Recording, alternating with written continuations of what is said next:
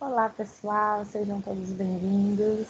Eu sou a professora Silvia e hoje a gente vai falar um pouco sobre o direito do trabalho.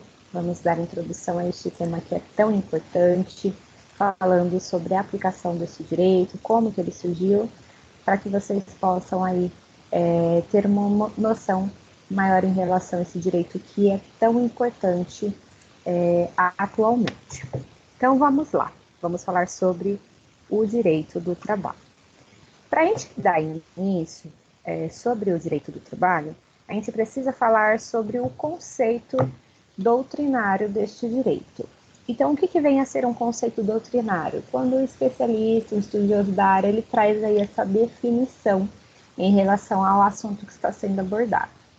Então, o conceito doutrinário é: direito do trabalho é o conjunto de princípios e normas que regulam as relações jurídicas oriundas da prestação do serviço subordinado a outros aspectos deste último, como consequência da situação econômico-social das pessoas que o exercem. Também é considerado o direito do trabalho o complexo de princípios e normas que tem por objeto reger as relações de trabalho subordinado. O que vem a ser um trabalho subordinado? Quando existe uma relação aí de ordens e cumprimentos, né? Uma definição mais clara seria esta dependência de um para com o outro, no caso, o empregador com o empregado. Então, eu tenho uma definição, uma organização em relação a como vai ser esse trabalho, para quem que ele vai ser prestado, de qual maneira, como que se dará essa retribuição, né, essa remuneração do serviço oferecido. A natureza jurídica do direito do trabalho é o direito privado. Isso porque a relação ela trata sobre acordo entre particulares. Então eu tenho aí particulares regendo como que vai funcionar esta relação, como que vai se dar este relacionamento, né? Os direitos e os deveres de ambas as partes. Quando nós falamos também do direito do trabalho, é importante que a gente leve em consideração alguns princípios do direito que devem ser aplicados nos casos concretos.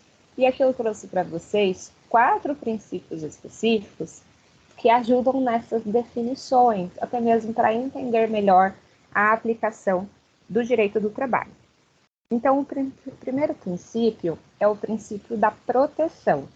O que significa isso? Dentro do direito do trabalho, nós temos o indúbio pro operário, que é, na dúvida, eu vou aplicar, eu vou proteger, eu vou garantir, eu vou direcionar o direito para o operário, para o empregado, para o trabalhador. Então, se existir alguma dúvida em relação a quem pertence o direito, sempre será considerado a questão do prestador de serviço, do empregado, do funcionário, justamente porque ele é o mais vulnerável dentro desta relação. Depois, nós temos o princípio da irrenunciabilidade. O que significa isso? Ele tem uma ligação direta com esse princípio da proteção. Já que eu tenho um direito que está sendo protegido, eu tenho que garantir esta proteção e também que o funcionário não possa abrir mão deste direito. Então, a irrenunciabilidade é isso. Aquele que está prestando o serviço, o empregado, ele mesmo que ele assine um documento abrindo mão de algum direito que ele tem protegido por lei, este documento ele não tem validade. Então, eu não posso abrir mão de um direito que foi previamente estabelecido. Depois, nós temos o princípio da continuidade do trabalho. O que vem a ser isso? Os contratos de trabalho, em regra, eles foram feitos para durar de maneira longa. Então, é o famoso felizes para sempre. Então, eu tenho uma definição deste contrato com uma data de início. Então, eu tenho estabelecido quando vai começar este contrato, mas eu não tenho um fim estabelecido. Eu não sei quando vai acabar, justamente pensando que será um relacionamento duradouro. É lógico que nós temos regras, exceções em relação a essa regra, que são as aplicações dos contratos determinados. Contrato determinado são aqueles que aí sim eu tenho uma data de início e uma data de fim previamente estabelecida. Então eu sei qual é o primeiro e qual é o último dia daquele trabalho, porque são alguns casos realmente mais específicos. Mas a regra geral dos contratos de trabalho é que eles sejam contínuos, sejam uma relação duradoura, ou seja, um contrato indeterminado. E, por fim, nós temos o princípio da primazia da realidade. O que vem a ser isso? Os fatos, o que acontece na prática, vale muito mais do que está escrito no papel. Então, no papel eu posso ter algo escrito, algum acordo feito, mas na prática este acordo ele não acontece.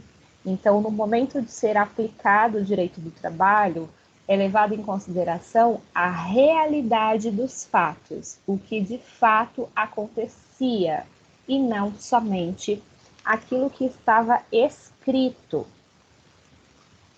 Para melhor organizar a questão do direito do trabalho, é feita uma divisão deste direito em gêneros. Então, nós temos o direito individual do trabalho, o direito coletivo do trabalho, o direito judiciário do trabalho e o direito previdenciário.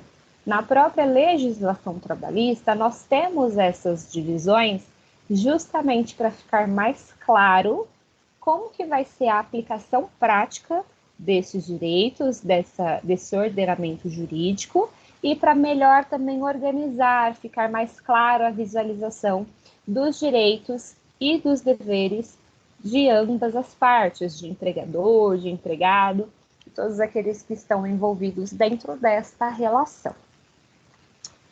Para exemplificar melhor a relação de trabalho, de emprego, o direito trabalhista e a legislação trabalhista, nós precisamos fazer aí uma retrospectiva dos fatos. Nós precisamos voltar um pouquinho no tempo para entender como que funciona, né, esta trajetória. Então, quando a gente fala de direito do trabalho, é comum que a gente já pense direto na CLT. A CLT, atualmente, ela é utilizada como uma forma de equilíbrio entre essas posições das relações trabalhistas e essa definição de empregador e colaborador, empregador e empregado. Só que as leis elas sofreram algumas mudanças ao longo do tempo, de forma que elas se adequassem realmente à realidade. Mas o direito trabalhista ele não teve início com a CLT. Ele tem uma trajetória muito mais longa, e é isso que nós vamos fazer agora, esta retrospectiva dos fatos que marcaram essas posições do direito do trabalho. Então, o marco inicial aqui para nós é a abolição da escravatura em 1888. Então, a partir da abolição da escravatura, nós temos aí o início das regulamentações em relação ao trabalho assalariado, o trabalho remunerado. Então, os direitos trabalhistas, eles estão presentes no Brasil a partir deste momento, né, dessa abolição da escravatura, do momento que a escravatura ela foi encerrada, ela foi findada lá no século XIX. Então, devido ao aumento da necessidade dessa mão de obra, que ela fosse assalariada, que fosse remunerada, e também em relação ao processo da globalização das relações trabalhistas em andamento naquela época, iniciou-se aí, então, um movimento para definir algumas regras de como que funcionaria isso, como seriam essas relações, como que elas iriam acontecer. Então, com a Constituição Federal de 1891, que também é um marco importante para nós, tiveram algumas definições em relação a este trabalho. Então, vejam só vocês, a Constituição Federal de 1891, ela foi a segunda Constituição brasileira. A primeira, ela foi ainda no Brasil Império. Então, até mesmo a forma de administração do nosso sistema, do nosso país, ele era diferente. Então, a Constituição de 1890 já era no Brasil República, onde definiu aí algumas informações em relação a este direito do trabalho. Então, foi aí o momento que foi engatinhando esses direitos previstos. Então, teve início aí essa regulamentação do trabalho com a Revolução, com a Constituição de 91. Então, houve a primeira definição de normas e leis trabalhistas no Brasil, que considerou aí a execução do trabalho como uma prática que precisaria ser remunerada e também livre. Então, vejam só vocês, até aquele momento, o trabalho ele não era opcional, não era voluntário. Eu não trabalhava porque eu queria, mas se via obrigado. Então, nós tínhamos aí escravos, e não empregados, e não trabalhadores. A partir do momento que houve a abolição da escravatura, nós tivemos um trabalho livre que precisaria ser remunerado, porque senão ninguém gostaria de trabalhar, ninguém iria fazer essa prestação de serviços. Então, o cidadão, nesse momento, ele poderia vincular e se desvincular no momento que ele quisesse. Então, esse trabalho realmente só aconteceria caso existisse esta vontade.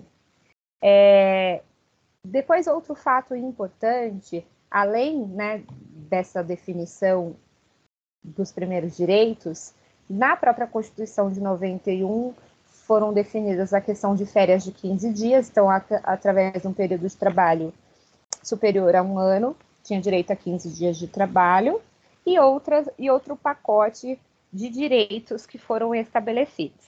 Então, após a Revolução de 1930, que também é um marco importante para nós, no momento que as primeiras mudanças neste âmbito trabalhista estavam acontecendo, estão listadas aí a instauração do Ministério do Trabalho. Então, dentro deste período, a partir de 1930, teve um boom em relação ao direito do trabalho. Já no século XX, nesse início, as primeiras normas referentes à regulamentação do trabalho, elas foram criadas, onde estava previsto, por exemplo, essas férias de 15 dias a cada 1 ano de trabalho, a concessão de alguns direitos que resguardavam o funcionário em caso de acidente de trabalho. Nessa mesma época também foi criada uma norma que estabelecia que nenhuma criança com menos de 12 anos poderia exercer atividade em fábricas. Então, teve essa regulamentação do trabalho dos menores de 12 anos, justamente porque a gente sabe que antigamente, desde muito novos, né, as pessoas já começavam a trabalhar. Então, desde a tenridade, do fim da infância, início da adolescência, as pessoas já executavam trabalho de maneira remunerada. Então, era possível, sim, um trabalho aí de um adolescente, de uma criança bem jovem. Então, a partir daí, foi feita essa regulamentação. Então, a partir de 1930, com a questão dessa revolução, foi regulamentado o trabalho dos menores de 12 anos, então não poderia existir o trabalho em fábricas, e a jornada de trabalho não poderia ultrapassar as 7 horas diárias. Então, existia aí estabelecido uma quantidade máxima de horas que esses menores poderiam trabalhar.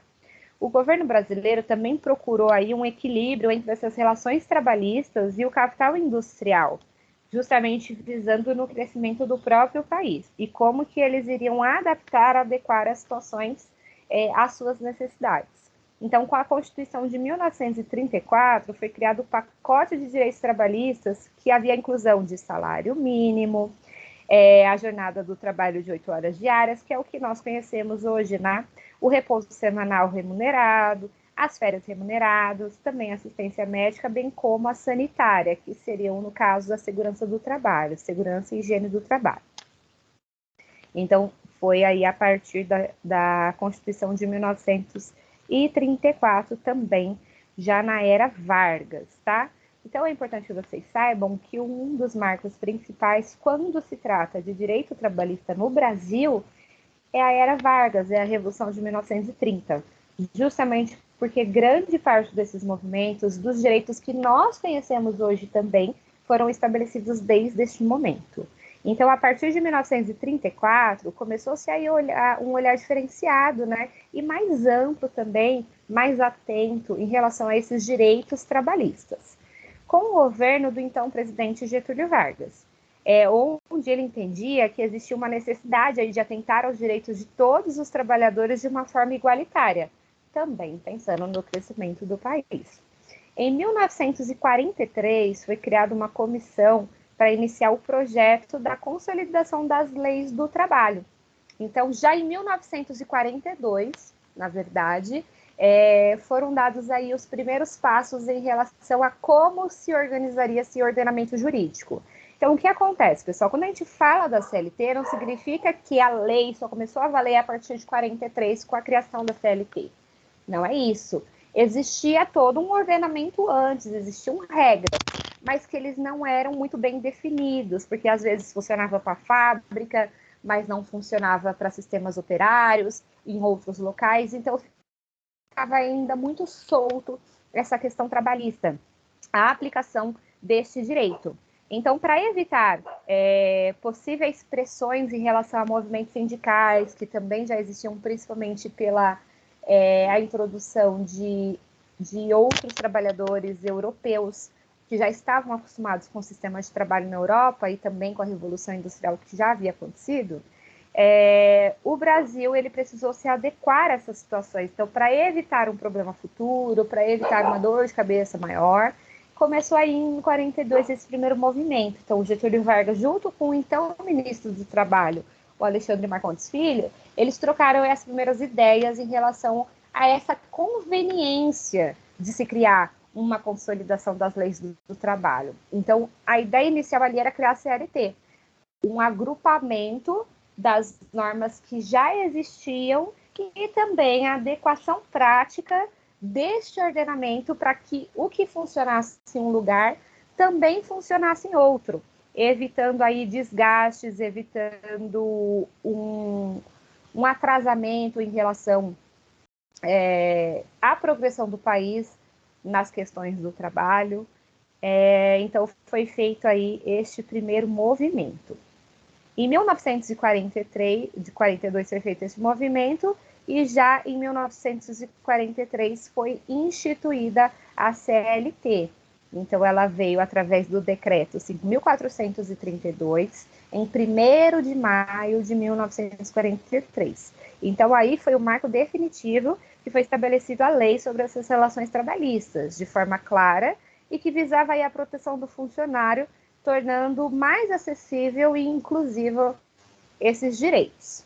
Após o marco da criação, outras leis foram adicionadas com o tempo, né, com o passar do tempo, até mesmo leis mais específicas, de alguns trabalhos específicos, que fortalecem aí o direito dessa participação, por exemplo, de mulheres no mercado de trabalho, regulamentação que são mais recentes, direcionadas para empregados domésticos, entre outros fatores que ocorreram ao longo desses anos de CLT, desses 78 anos de CLT. Devido a essas mudanças no mercado de trabalho, nessas relações trabalhistas, a CLT precisou acompanhar essas mudanças, criando novas regulamentações que mantivessem aí essa proteção em relação aos trabalhadores para com os seus empregadores, para com as empresas. Muitos direitos eles foram conquistados, mas ainda existe, né, um longo caminho para ser percorrido, até mesmo porque o próprio direito ele tem que se adequar à situação vigente. Então, a gente sabe que hoje tem regulamentação que há muitos anos atrás de trabalhos que sequer existiam. Daqui a uns anos vai ser necessário haver uma regulamentação em relação a trabalhos que hoje ainda não existem. Então, a própria legislação ela tem que acompanhar os fatos, ela tem que acompanhar aí a evolução, o cotidiano. Então, para aprimorar, para facilitar aí o entendimento em relação à legislação, nós temos um cronograma dos fatos mais marcantes que ajudaram, né, que contribuíram aí para a formação da legislação trabalhista brasileira e como que funciona hoje. Então, em 1891, o Papa Leão XIII fez o anúncio sobre a criação de um documento pontifício, que expressava aí o pensamento da Igreja em relação ao debate sobre essas condições trabalhistas daquela época. Esse documento era conhecido como das coisas novas, e esse foi o início desse grande debate sobre as relações trabalhistas. Em 41 também, teve a execução do primeiro Congresso Brasileiro sobre o Direito Social, no qual foram apresentados aí diversos enunciados que citavam essa necessidade da criação da regulamentação em relação à legislação trabalhista, para que fosse prático de fato. No mesmo mês, houve uma intensificação sobre o debate até que Getúlio Vargas realizou a criação da Justiça do Trabalho. Então, vejam só, a Justiça do Trabalho, ela antecede a CLT. A CLT foi criada em 43, colocada em prática em 43, já a Justiça do Trabalho foi colocada em prática em 41. Em 1942, o ministro do Trabalho, o Alexandre Marcondes Filho, e o Getúlio Vargas começaram esses movimentos da CLT. Em 42 também houve a apresentação deste anteprojeto, através de uma publicação do Diário Oficial da União, para que as sugestões fossem dadas. Então, tinha todo um sistema aí, um processo democrático em relação à aplicação da CLT. E aí, no dia 1º de maio de 1943, aconteceu a aprovação da CLT, que foi assinada pelo Getúlio Vargas, lá no estado de São Januário, no Rio de Janeiro. Então, foi toda uma festividade, teve toda uma propaganda, porque realmente se entendeu aí a necessidade da criação dessa regulamentação jurídica em relação a como que funcionariam aí essas regulamentações do trabalho, esse regimento, como que este processo, essas relações se dariam a partir daí em diante, para melhor situação do próprio país.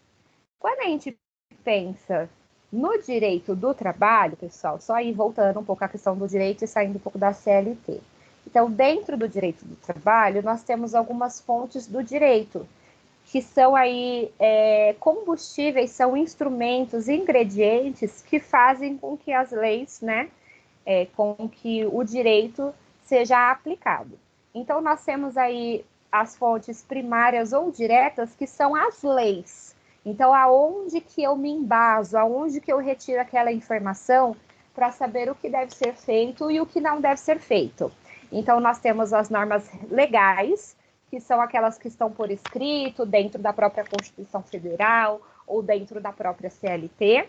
E nós também temos as normas contratuais, que são provenientes aí de acordos firmados entre as partes, que pode ser tanto o acordo coletivo ou a convenção coletiva de trabalho, e o próprio contrato de trabalho, onde as partes vão estabelecer o funcionamento daquela relação. Então, como foi dito anteriormente, a legislação trabalhista, o direito do trabalho, ele é um direito privado, justamente porque o Estado ele não interfere diretamente nessa relação. Lógico, tudo dentro da legalidade, ele dá um espaço ali, né? Coloca o que pode e o que não pode ser feito, mas tem-se essa liberdade de fazer essa pactuação. Como que vai funcionar esse contrato na prática? Quais são ali as especificações de cada contrato? Então, pode haver essas normas contratuais. Nós também temos as fontes secundárias ou as fontes indiretas, que seriam aí o respaldo para ser aplicado esse ordenamento jurídico. Então, eu tenho a lei, e além da lei, eu também posso me orientar de outras maneiras. Então, a LINDB, que é a Lei de Introdução do Direito Brasileiro, ela traz a analogia e os princípios gerais do direito.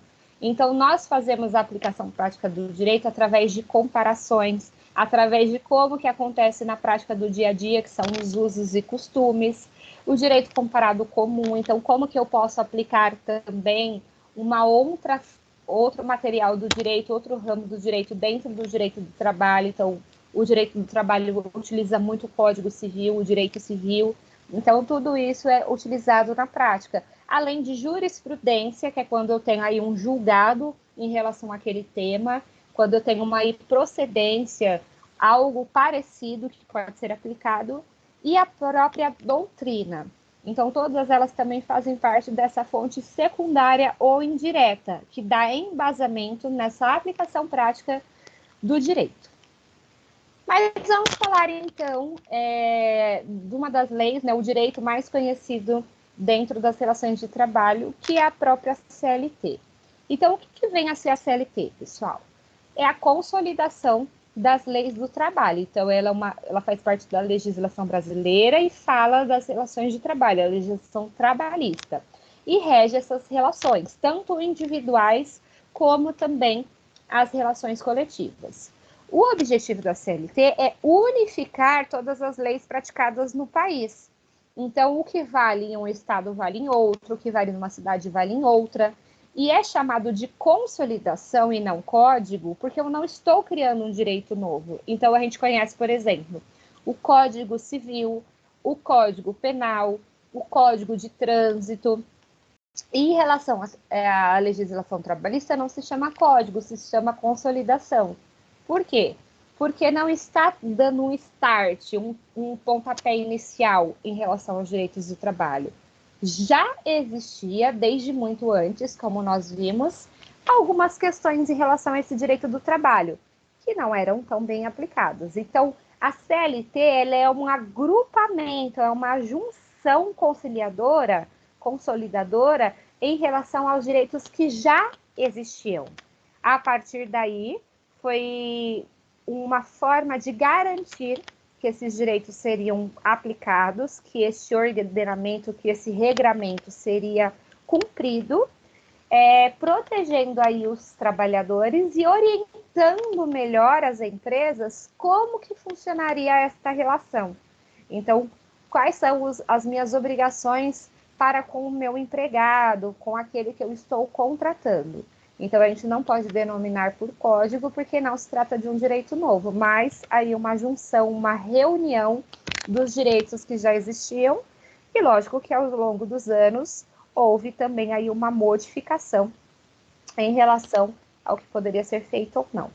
Então, somente aí lembrando, a criação da CLT se deu em 1º de maio de 43, com o decreto 5.432. Então, ele veio para organizar, para agrupar e sistematizar essas regras trabalhistas, tá? O que a CLT trata? Quais são os assuntos mais abordados, os de mais destaque dentro da CLT? Então, nós temos aí toda a formulação, todo o regramento em relação ao registro formal do trabalhador. Já logo no início da CLT, no artigo 2º e no artigo 3º, nós temos a definição de empregador e empregado. Então, já que eles são sujeitos do contrato, eles que são os protagonistas desta relação, eu preciso entender diretamente quem é o empregador e também quem é o meu empregado. Então, essa definição ela está estipulada logo no início da CLT, nos artigos 2º e 3º. Então, eu tenho o registro formal do trabalhador, a carteira de trabalho, então como que funciona essa anotação, a jornada de trabalho que está previamente pactuada na Constituição Federal, então eu tenho uma limitação em relação ao trabalho que pode ser executado. Logo no início lá das relações de trabalho, né, antes de 1930, se trabalhavam muitas horas a fio, então não existia uma limitação de jornada, as pessoas trabalhavam com cargas superiores a 16, 17, até 18 horas por dia. Então, eram trabalhos extremamente exaustivos, que comiam aí grande parte do tempo das pessoas. Então, com a Constituição e com a própria CLT, houve a regulamentação em relação à própria jornada de trabalho. Nós temos também as definições em relação ao registro de ponto. Então, é importante que vocês saibam que o ponto é a anotação dos horários de trabalho do funcionário.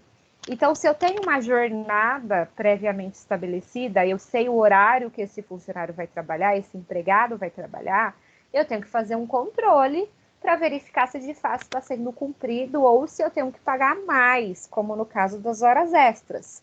Então, como que eu faço o apuramento, o apontamento dessas horas que foram elaboradas? Com o registro de ponto. Mas o registro de ponto, ele não se aplica para alguns tipos de empregados.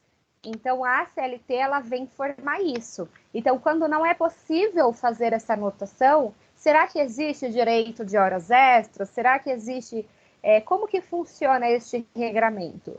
Então, em alguns casos, como, por exemplo, quem trabalha em cargo de confiança, não existe esse registro de ponto, porque a pessoa tem que ficar à disposição por conta desta posição de confiança que ela está executando. Dentro da CLT, nós temos também a definição de descanso semanal remunerado, então é um direito do empregado ter uma folga na semana. Então, a própria CLT ela traz isso, como que funciona essa questão do descanso, como que a empresa oferece esse descanso para o seu empregado. A questão das férias, então, como que funciona o período aquisitivo, como que funciona o período concessivo, qual que é a obrigação da empresa em relação às férias do funcionário, a forma de remuneração, essa proteção, essa garantia de poder descansar sem prejuízo do seu salário neste período de tempo. As categorias excepcionais do trabalho, então existem alguns tipos de trabalho que têm algumas especificações, como, por exemplo, o trabalho do professor, o trabalho do advogado, entre outros. Então, existem algumas especificações para essas categorias de trabalho. Nós temos também a parte que visa a proteção dos direitos da mulher no trabalho. Por mais que a Constituição de 88, a Constituição Cidadã, ela trouxe aí direitos para mulheres e homens, então todos são iguais perante a lei, todos têm os mesmos direitos, nós sabemos que as mulheres têm algumas particularidades que os homens não possuem.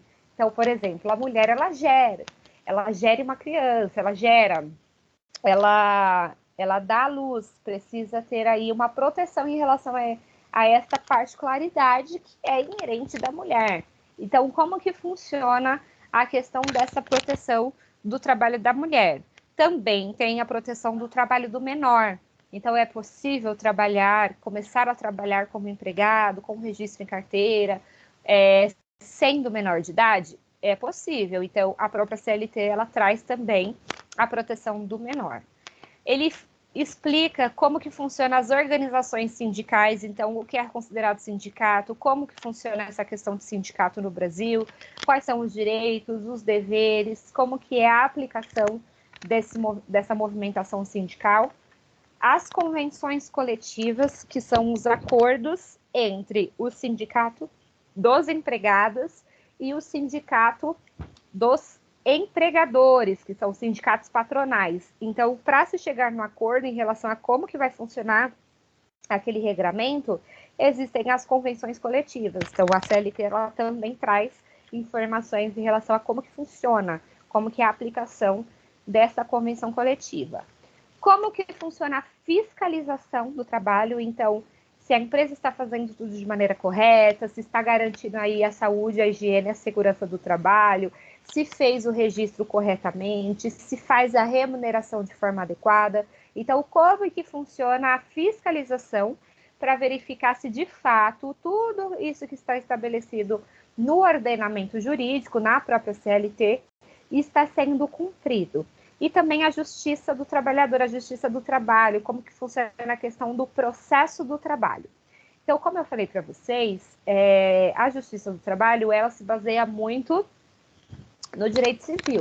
Dentro do direito civil, nós também temos o processo civil, que ele regulamenta como que vai ser aplicado aquele direito.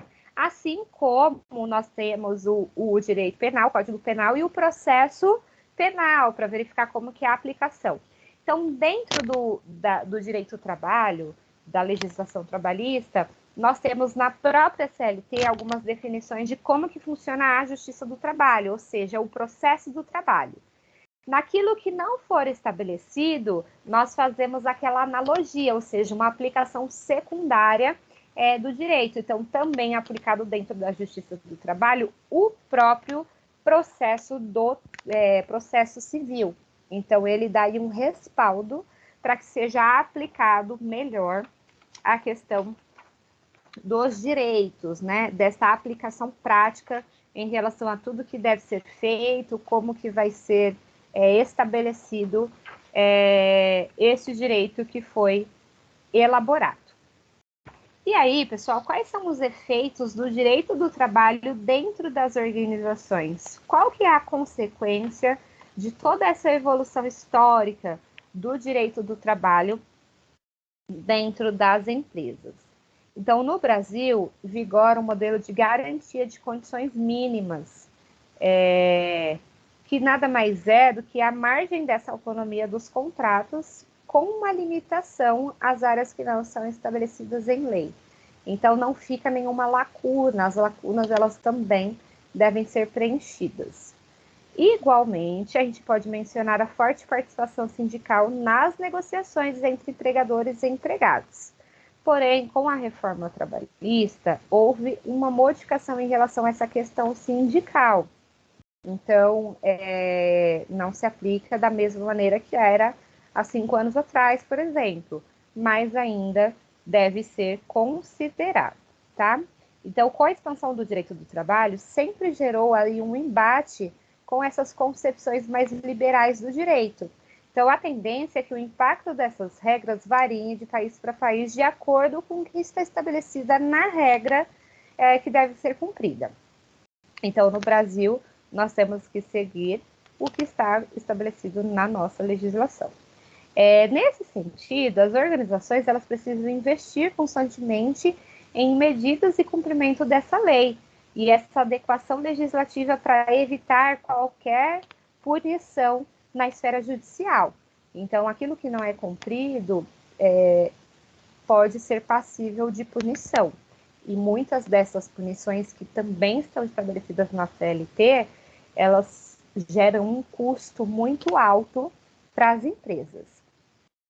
Vale a gente ressaltar aí que a reforma trabalhista de 2017 teve uma tendência e uma redução também nos impactos desses custos e a ampliação dessa margem de autonomia nas relações. Então, o que antes era muito engessado, as empresas tinham que levar muito ao pé da letra o que estava estabelecido em lei, hoje fica mais flexibilizado. Por que isso? Porque às vezes o que funcionava para uma empresa não se aplicava no caso concreto em outra.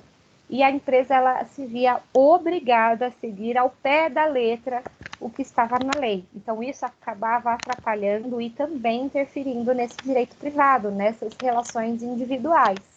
Então, se eu tenho a garantia de estipular como que vai funcionar o meu contrato, como que vai funcionar essa relação, eu não posso também ter uma lei que venha aí me engessar em relação a essa aplicação prática. Então, com a reforma trabalhista, trouxe aí se tornou mais maleável essas relações, objetivando também que incentivassem as empresas a contratar mais empregados, porque antes, uma das justificativas, né, dos empregadores de não ter contratação ou não ter uma formalização de registros dos empregados é que tinha um custo muito alto para a empresa, a contratação do funcionário. Fora também o risco de sofrer algum processo do trabalho futuro. Então, com a criação, com essa reforma trabalhista, foi possível ter uma flexibilização maior em relação a essas relações.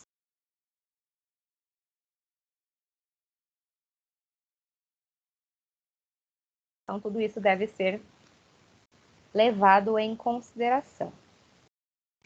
Quais foram as mudanças importantes da gente pontuar aqui da CLT ao longo desses 78 anos? Então, vamos aí fazer uma retrospectiva, um apanhado do que nós vimos já no início desta nossa apresentação. Então, a CLT é de 43, nós estamos em 2022, em 1º de maio deste ano ela vai completar 79 anos. Então, é uma senhora. A CLT é uma senhora. Porém, nesses 78, quase 79 anos, ela sofreu diversas modificações.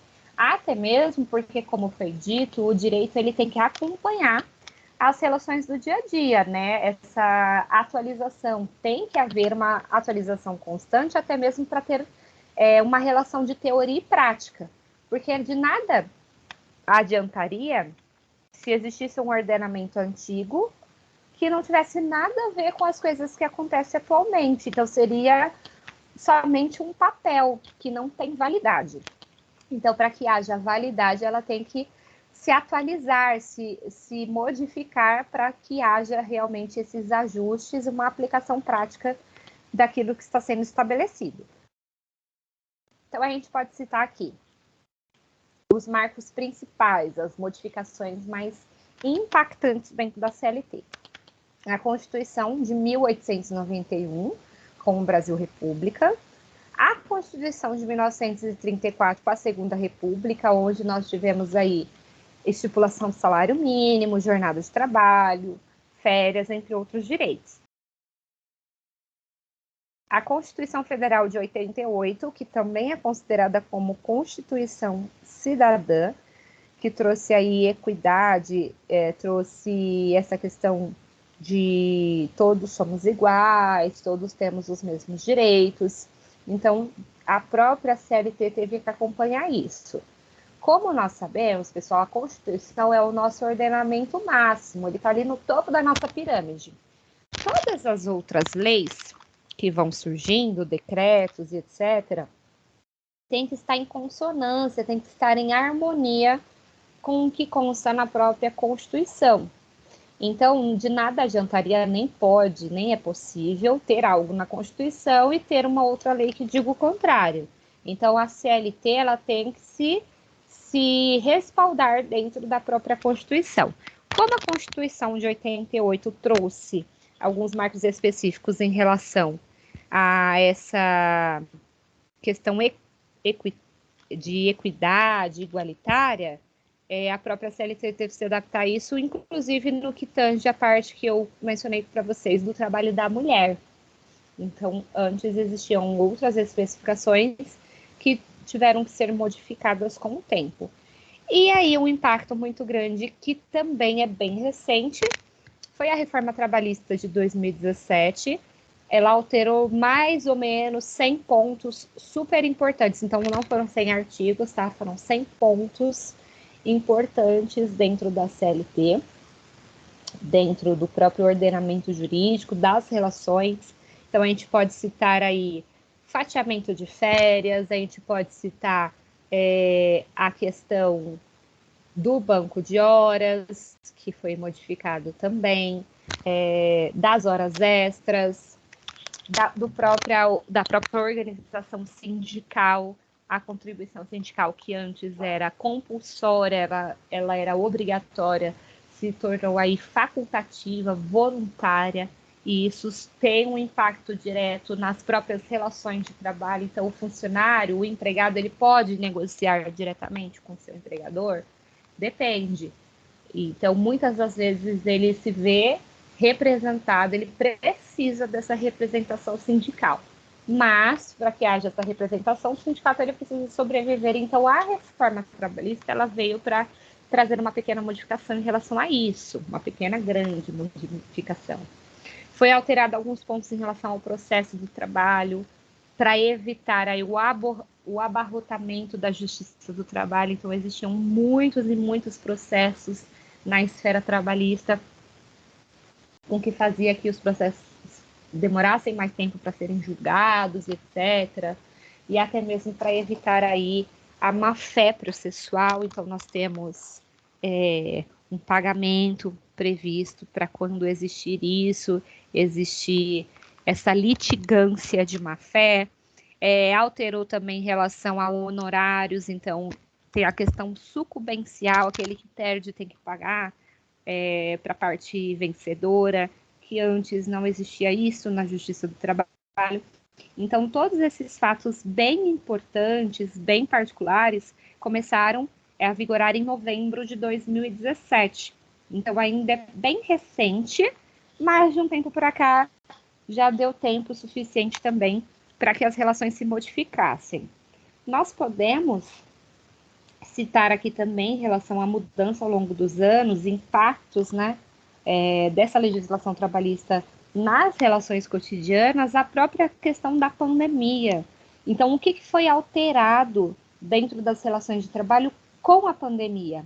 Então, a CLT, né, ela não previa nada do tipo, ninguém nunca imaginaria que esse tipo de situação fosse acontecer, mas aconteceu.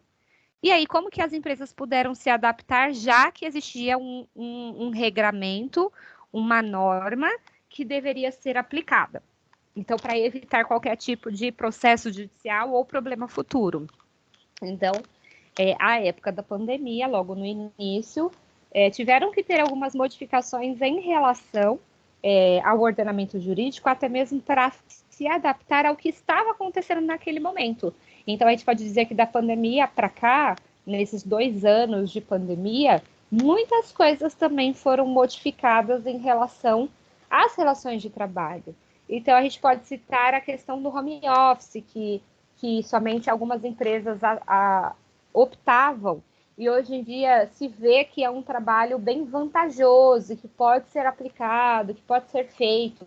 Então, há tendência também, pessoal, que as coisas que estão acontecendo agora, na pandemia, que não estão previstas em lei, futuramente sejam colocadas no papel. Então, a lei, ela tem que se adaptar aos fatos, então, aos costumes. Então, algumas vezes nós colocamos em prática, a gente cumpre o que está no papel, e às vezes é o contrário, o papel ele vem regulamentar algo que de fato está acontecendo.